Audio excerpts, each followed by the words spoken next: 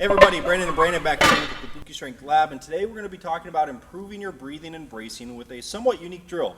Anytime we teach breathing or bracing drills, we always have to discuss them within the context of it being appropriate to the loading that you're using.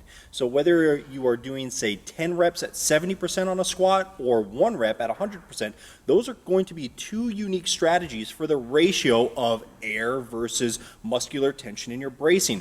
One of the things that we find most commonly that people are doing wrong is this very high elevated chest breathing in either situation, especially when they get stressed. That doesn't necessarily mean you're just stressed out from life. It could, but when things become hard and physically challenging, they tend to default to these more auxiliary breathing muscles such as your traps, pecs, and some of the musculature in your neck. So the drill that we're going to be talking about today is a suitcase carry. And what we're going to do is go with probably about the heaviest dumbbell you can hold. This has to be loaded really, really heavy for it to be effective. We don't want to use, say 20-pound dumbbells. We're going to get Brandon set up here with a I think that's a 100-pound dumbbell.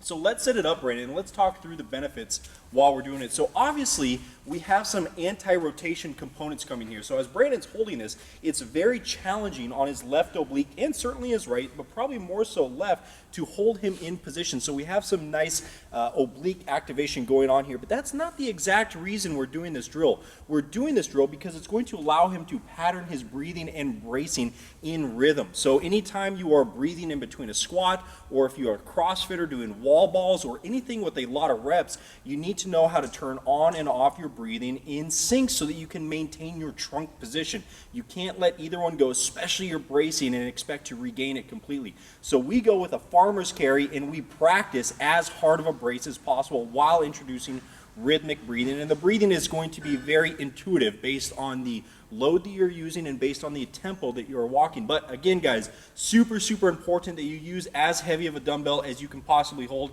and potentially even use straps if you can't hold a really heavy dumbbell. But as any suitcase carry goes, we're going to let Brandon go for a little walk here. And we weren't lying when we said it was as heavy of a dumbbell as he could hold.